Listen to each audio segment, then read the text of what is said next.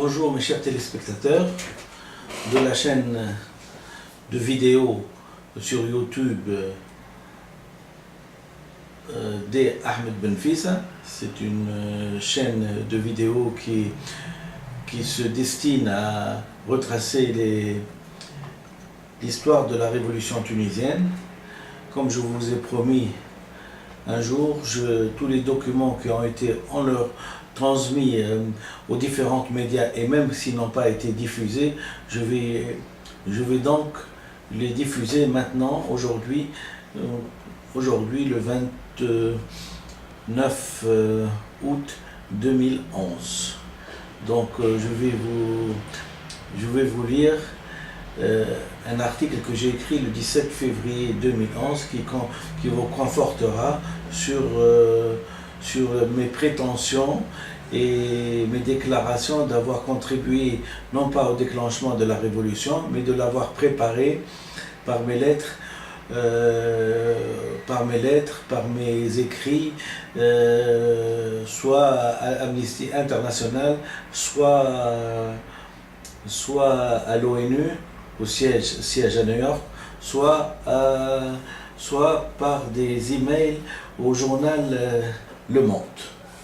Alors je vais vous lire exactement ce qu'a eu entre les mains Le Monde le 17 février 2011 et qu'il a refusé de le diffuser, prétextant poliment que le document était un peu trop grand.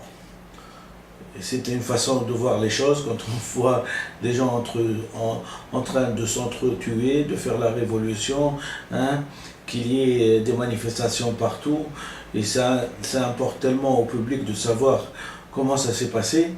Mais le journal Le Monde, fidèle au principe sacro-saint des journalistes d'informer ses éditeurs, il a refusé d'informer ses éditeurs. Ça, c'est lui et sa conscience. S'il n'a pas de remords, c'est pas de ma faute, n'est-ce pas? Alors, la révolution tunisienne du docteur Benfissa Ahmed, document du 17 février 2011. La liberté n'existe que là où l'intelligence et le courage parviennent à mordre sur la fatalité. Roger Gallois, 1913-1978. En reconnaissance à la population de Sidi Bouzid et à Mohamed Bouazizi, où la première flamme de la révolution s'est allumée. Deuxième citation. La liberté d'être ce que nous sommes ne nous suffit pas. Nous voulons encore celle d'être ce que nous ne sommes pas. Jean Grenier, 1898-1971. En reconnaissance à la solidarité du peuple tunisien pendant cette révolution et à sa façon d'interpréter l'injustice. La liberté appartient à ceux qui l'ont conquise. André Malraux, 1901-1976. Cette dernière citation est adressée au Premier ministre de l'époque qui essaye par tous les moyens de s'embarquer dans le train de la Révolution après l'avoir 13 ans durant combattu. Ces trois citations me servent donc à introduire l'article que j'ai nommé « La révolution du docteur Benfissa Ahmed ». Alors je commence. Le grain de sable, entre parenthèses l'acquis phylogénique, qui changea le visage du monde, qui civilisa 1 milliard d'individus dans le monde et stoppa la machine internationale et non moins infernale de la corruption. Deux dictatures, celle de Zine al-Abidine Ben Ali et celle de Hosni Moubarak, sont déjà tombées. À qui le tour maintenant? L'insurrection généralisée du 14 janvier 2011 est-elle spontanée, fruit du hasard ou expression d'un désir refoulé et interdit d'une population en désespérance chronique? Objet d'un système politique où toute revendication, même les plus élémentaires et les plus essentielles, sont interdites car tabou. La révolution tunisienne est une révolution culturelle qui vise le changement de langue, c'est-à-dire une langue moderne, reconnue par l'inconscient, qui permette à des millions de gens de réaliser leur désir le plus profond, c'est-à-dire de se développer. Mais est-ce vraiment un acte spontané et inopiné qui a commencé à la suite de l'immolation par le feu de Mohamed Bouazizi, ou cette tragédie est-elle l'arbre qui cache la forêt? Vu la rapidité de la diffusion de l'insurrection, nous sommes portés à croire que la foule, tel un seul homme, s'est levée subitement contre l'injustice que représente ce drame ou suicide en public. Il est très difficile dans ma position de citoyen anonyme, médecin généraliste en Tunisie, diplômé des écoles françaises de la faculté de médecine de Toulouse, inconnu des médias, soit comme sujet tabou pour les uns, soit comme tout simplement inconnu pour d'autres, n'ayant jamais fait la une d'un quelconque journal télévisé, de revendiquer la paternité de la révolution en Tunisie, ou la révolution tunisienne. Mais peut-être si vous me suivez bien, si vous suivez bien ma lettre, vous serez convaincu que c'est moi, par un jeu de hasard extraordinaire, qui suis la cause de toute cette révolution pourtant. Au mot hasard, je préfère substituer la notion que la culture déviée de son but ne peut en aucun cas devenir un outil de répression et de diffamation de la personne. La culture se venge car par principe pousse les êtres humains à réfléchir sur leur sort. Et je pense que c'est cette réflexion qui a été mobilisatrice, fédératrice et le fer de lance de la population pour se révolter, confirmant la maxime « tel est pris celui qui croyait prendre ». Je suis donc ni un politique, je ne fais partie d'aucun parti, d'aucun syndic, d'aucune organisation, ni parlementaire, ni sénatoriale ou autre, même pas sportive. Pire, je n'ai jamais pris la parole en public. Au fait, si je devais me définir, je dirais que je suis un scientifique qui aime résoudre les problèmes qui l'entourent de façon rationnelle et pragmatique.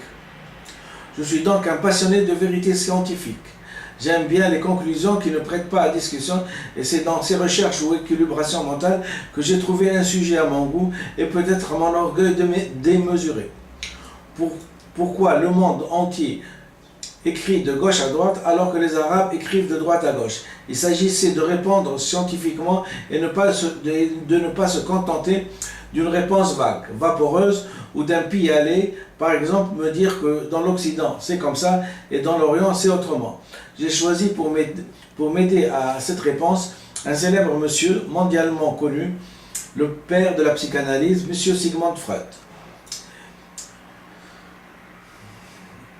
Je ne vous ferai pas l'offense de vous rappeler que la psychanalyse est la science qui admet l'existence de l'inconscient chez tous les êtres humains et que cet inconscient est en relation avec le conscient et le préconscient. Cette science découverte et décrite par Sigmund Freud a donc démontré que le moi n'est pas maître chez lui, c'est-à-dire qu'une bonne partie de notre vie psychique était régie de façon inconsciente, pour un individu comme d'ailleurs pour une foule. Ceci étant, ayant peut-être un esprit plus critique que ceux qui m'entourent, j'ai remarqué que cette énigme qui semblait à première vue provenir du hasard et que toutes les nations du monde écrivaient de gauche à droite et que les pays arabes écrivaient de droite à gauche, une inversion à caractère pittoresque dont personne ne se plaint d'ailleurs. Chacun rentrant dans cette civilisation admet le fait et ne pose pas de questions. Ceci depuis des générations à tel point que dans la vie de tous les jours, cela fait partie du paysage quotidien. Le pourquoi me revenait de façon lancinante jusqu'à devenir une obsession. Le fait de me dire que le livre saint était écrit de la sorte ne me satisfait pas de façon scientifique, sans que je ne puisse mettre en doute ce qui est dit puisque je suis musulman et donc respectueux de ses écrits. J'ai donc décidé en solidaire et en me munissant de la collection des livres de Freud d'interroger celui-ci sur cette énigme et c'est ainsi que ce dialogue outre-temps entre moi et lui me permet d'abord d'acquérir des bases essentielles de cette science et de pouvoir prétendre l'utiliser dans ma réflexion, sans même l'exercer comme thérapeute envers les névrosés. D'ailleurs, à l'image du maître, c'est mon auto-analyse qui m'a permis d'être convaincu de l'existence de l'inconscient. N'ayant pas de vis-à-vis compétent en Tunisie pour m'apprendre la psychanalyse. C'est donc par l'étude de mes rêves, exactement comme M. Sigmund Freud. Chaque fois que je dormais, j'essayais de faire attention à mes rêves. Et juste au réveil, je les marquais soit sur un bout de papier, soit je le remémorais mentalement. Et j'essayais par la technique psychanalytique d'interpréter, c'est-à-dire de donner un sens au rêve. Ce qui exprime toujours le refoulé. Et soit dit en passant, tout ce qu'a dit Freud, tout ce qu'il a écrit, tout est vrai du mot à mot. Donc l'inconscient existe et ce n'est certainement pas moi qui va vous dire qu'il n'existe pas. Il faut dans ce cas-là chercher certains philosophes qui aiment bien prendre la parole pour ne rien dire. D'ailleurs, à l'image du maître, c'est mon auto-analyse qui m'a permis d'être convaincu de l'existence de l'inconscient, n'ayant pas de vis-à-vis vivant compétent en Tunisie. J'entrepris à rédiger mes connaissances scientifiques sur un manuscrit et je me suis rendu à Paris chez un éminent professeur de psychanalyse pour qu'il juge de la véracité des théories que j'avance sur la civilisation à laquelle j'appartiens. Monsieur Jean Laplanche confirma la véracité et l'authenticité de ce que j'avance déjà en 1994, en qualifiant que c'était une impasse pour cette civilisation. Pour revenir à la déclaration que je vous ai faite, que je revendiquais la paternité de la Révolution, en voilà l'explication. Suite à l'assimilation de ces livres, et étant convaincu, suite à de multiples démonstrations scientifiques, les unes plus difficiles que les autres, que dans l'écriture de droite à gauche, l'inconscient n'était pas respecté. Et donc, au lieu de se développer par la langue de façon conforme au temps qui passe, nous étions plutôt en train de remonter le temps. Et c'est la fameuse conquête du passé qui, grâce à cette aberration de la progression de l'écriture, nous permettait non seulement de remonter le temps, mais nous permettait de retrouver les visages et une civilisation antique qui était inscrite dans notre phylogénèse.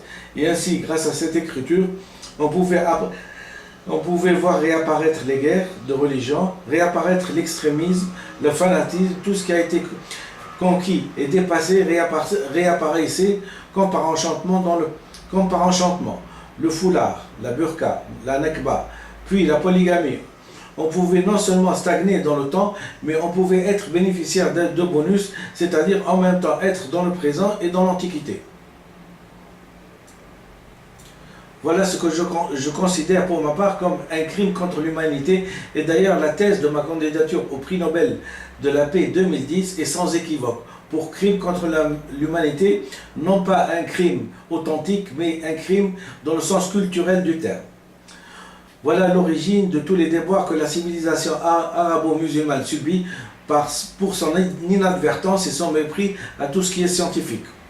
Très difficile de refouler ce secret et de faire de sorte qu'on ne sait pas. Pour moi, en tant que médecin, c'était de la non-assistance à personne en danger. Mais comme notre regretté Freud, ayant embrassé l'être humain sous son ensemble, c'est-à-dire qu'il a pu, grâce à son esprit encyclopédique, me décrire les modes de réaction des peuples quand on violait leurs tabous. Tabou violé se venge tout seul en vertu d'une nécessité interne. Lire, s'il vous plaît, Totem et Tabou de Sigmund Freud. Il n'était pas question pour moi de me présenter aux dirigeants tunisiens avec ma science, car en face d'individus qui n'ont aucune culture à faire valoir, ni d'ailleurs de légitimité démocratique à montrer, le mode de réaction est imprévisible de ces êtres me poussait à faire attention. Car ces êtres sont convaincus qu'ils ne se trompent jamais et tiennent ça d'une divinité inconnue. Leur quotidien est fait de mensonges, de fausses théories, d'abus de confiance. Ils sont capables par cupidité de tromper des millions de gens pour hausser un naïf et un insuffisant de l'intelligence au rang d'une divinité ou d'un roi, ce que je nomme pour ma part les diplômés de l'indignité. Si je me serais présenté, ça aurait été littéralement se jeter dans la gueule du loup. Il n'aurait certainement jeté en prison en prétextant n'importe quel crime contre la Constitution. Nous sommes parmi les rares pays au monde qui avons une justice à la carte, car on veut quand on veut aller contre nature, il faut être protégé par les textes. C'est aller contre nature que de remonter le temps, n'est-ce pas? Donc,